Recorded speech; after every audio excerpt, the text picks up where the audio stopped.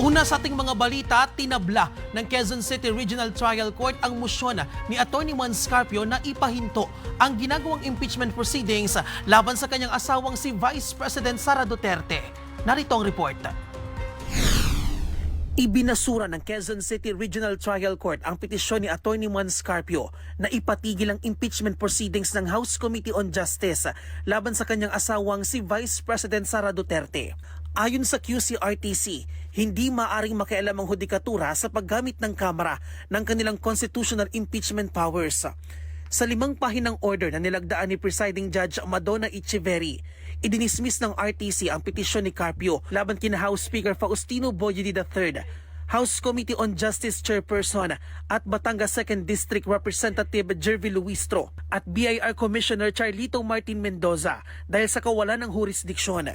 Layo ng petisyon na pigilan ng House Justice Panel sa pagpapalabas ng mga sabpina at sa pagpapatuloy ng mga aksyon kaugnay ng impeachment case. Layo ng petisyon na pigilan ng House Justice Panel sa pagpapalabas ng mga sabpina at sa pagpapatuloy ng mga aksyon kaugnay ng impeachment case.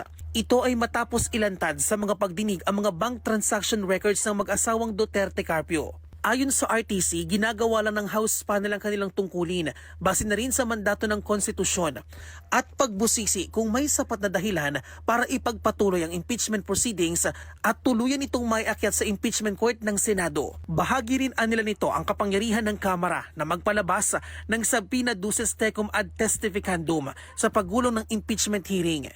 Tinabla rin ng RTC ang argumento ni Carpio na wala umanong karapatan ang House Panel na panghimasukan ang lahat ng kanyang dokumento na nag-uugnay sa kanyang asawa. Tinuldukan din ng RTC ang motion ni Carpio na tutukan at bigyan ng judicial note ang mga balita at video sa social media na may kaugnayan sa pagdinig ng Kamara. Sa isang mahalagang bahagi ng desisyon ayon sa RTC na ang petisyon ay dapat na inihain sa Korte Suprema dahil kumikilos nila ang mga respondent bilang bahagi ng isang co-equal na sangay ng pamahalaan. Lumabas ang desisyon na yan ng Korte matapos makitaan ng komite ng sapat na dahilan para alisin sa pwesto si Duterte at aprubahan ang kaukulang articles of impeachment na ipapadala sa plenaryo. Para sa totoong balita sa Bagong Pilipinas, Bian Manalo, Congress News.